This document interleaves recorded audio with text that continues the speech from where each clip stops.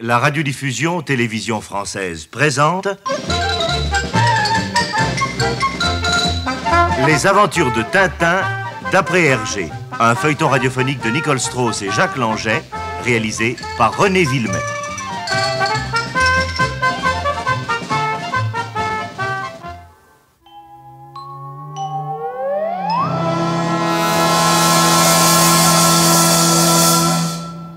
Enfin, ça y est.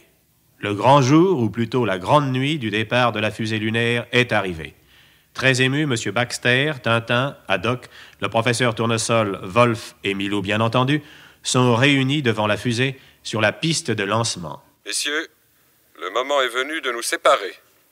Dès que vous aurez pris place dans la fusée, j'irai m'installer dans un abri d'où j'assisterai au départ. Ensuite, je retournerai à l'usine, d'où je reprendrai contact avec vous par radio. Bon, eh bien, monsieur Baxter... Au revoir, capitaine. Je me réjouis de ce qu'il y ait un marin parmi les premiers hommes qui mettront le pied sur la Lune. Oh, vous savez, ça m'aurait été égal que ce soit un clarinettiste. Oh, capitaine, allons. Oh, capitaine, comme il a bon cœur, il est toujours prêt à se sacrifier. Quant à vous, mon jeune ami, adieu, mes vœux vous accompagnent.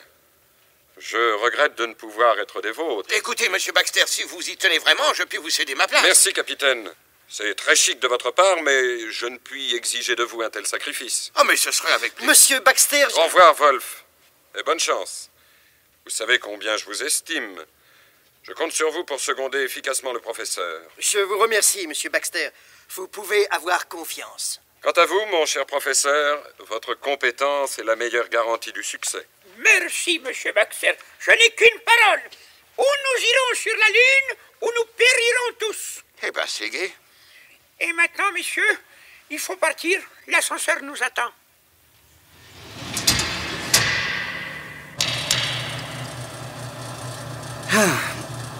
Dites donc, capitaine, vous aurez de quoi lire, hein? Ces 3 énormes livres que vous transportez. Oui, je désire approfondir mes connaissances. Bravo, capitaine, très bien. Je ne peux que vous féliciter. De toute façon, ça m'occupera et ça m'empêchera de penser. Allons, capitaine. Il ne faut pas être si pessimiste, voyons. Allons.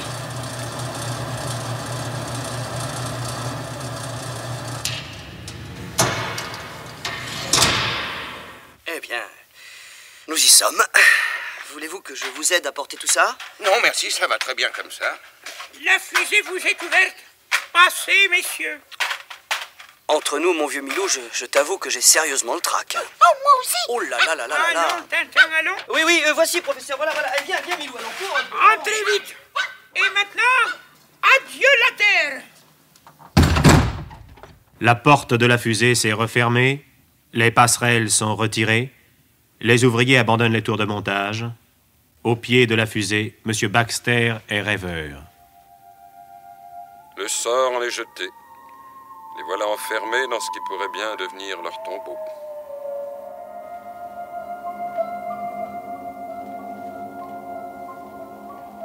À l'intérieur de la fusée, dans la chambre commune, sont assis autour de la table Tintin, Milou, Haddock, Wolf et le professeur Tournesol, qui fait à ses compagnons les dernières recommandations. Et maintenant, messieurs, récapitulons. Nous allons nous rendre à nos couchettes où nous nous étendrons sur le ventre. Je vous rappelle que c'est dans cette position que nous supporterons le mieux l'accélération du départ. Quoique tout ait été calculé pour que cette accélération soit progressive, il est possible et même probable que nous perdions connaissance. À mon avis, il n'y a pas lieu de s'inquiéter outre mesure. Naturellement, on ne sait jamais. Oui, évidemment. On ne sait jamais. Mais je vous le répète, il n'y a pas lieu de s'inquiéter. Donc, pendant cette première phase de l'ascension, dont je ne puis évaluer la durée, le pilotage de la fusée se fera automatiquement. Ensuite, lorsque nous aurons repris nos sens, nous monterons à l'étage supérieur où nous assurerons nous-mêmes le pilotage de notre engin. Compris? Oui, professeur, compris. Alors, à présent, messieurs, tout le monde à son poste. Et c'est des appareils. Et c'est des appareils. Entendu, professeur. Tout le monde sur les couchettes. Alors, vous voyez, vous avez 2 couchettes gigognes de chaque côté de la pièce. Capitaine, s'il vous plaît, vous prendrez celle de droite en haut. Bien. Je me mettrai au-dessous. Wolf prendra la couchette supérieure de gauche et notre ami Tintin sera au-dessous. C'est convenu? C'est parfait. Alors, vous voyez, Ces matelas formés d'alvéoles de caoutchouc mousse sont en forme de V très évasée pour vous permettre, dans une position sur le ventre et à moitié agenouillé, de mieux supporter la compression provoquée par l'accélération du départ. Vous comprenez? Vous y êtes, monsieur? Oui, professeur, ça y est. Bon, alors je vais m'étendre aussi. Alors, vous voyez, chacun de nous a devant lui, à la tête de sa couchette, un petit tableau de bord avec une dizaine de manomètres et quelques boutons. Tintin, lui, a en plus un micro et un haut-parleur, puisque c'est lui qui fera la liaison entre la Terre et nous. Nous sommes bien d'accord, mon cher Tintin. Tout à fait, professeur, Bon. tout à fait. Alors allez-y, Tintin. Prenez contact radio avec la Terre. Allô, allô? Allô, ici fusée lunaire, je demande la Terre. M'entendez-vous? Allô, allô, ici la Terre. Nous vous entendons. Nous faisons évacuer la piste de départ. Entendu.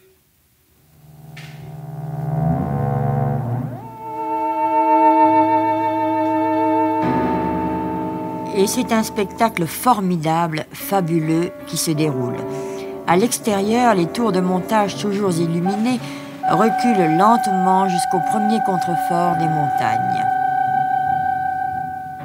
Allô, allô, évacuez la plaine.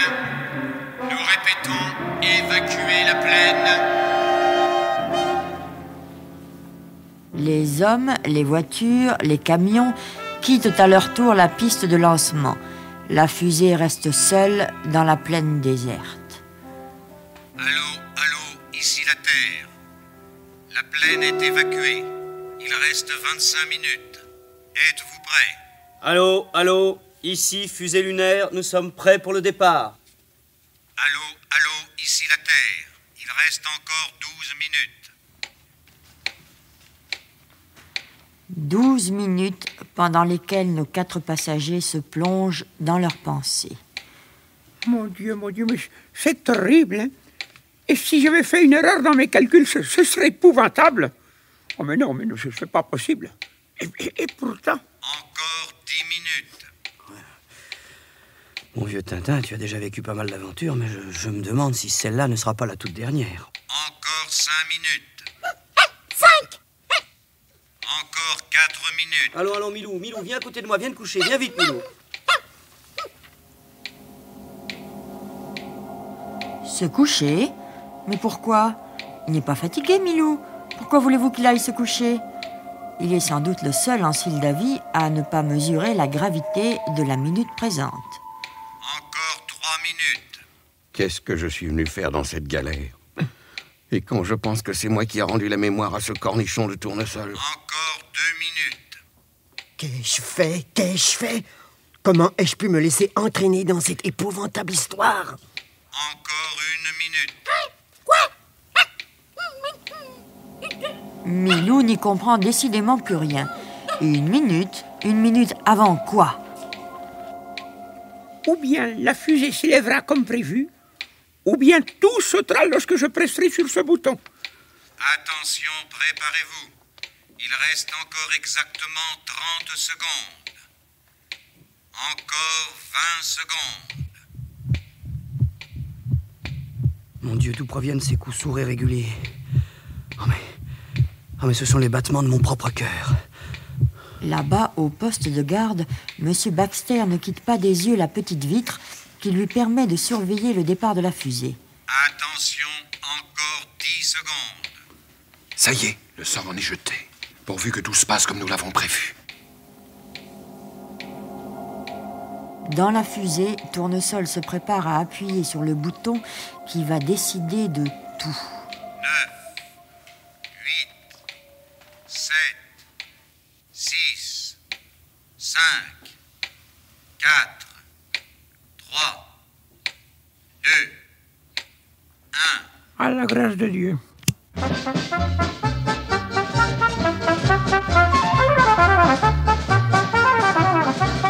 Les aventures de Tintin, d'après Hergé, un feuilleton radiophonique de Nicole Strauss et Jacques Langeais, avec Maurice Sarfati Tintin, Jacques Illing, le capitaine Haddock, Jacques Dufilot Tournesol, Ivar Canel Baxter, Jacques Muller Wolf, Marcel Bozuffi l'espion, et les voix de Pierre Olivier et René Berthier, avec Milou.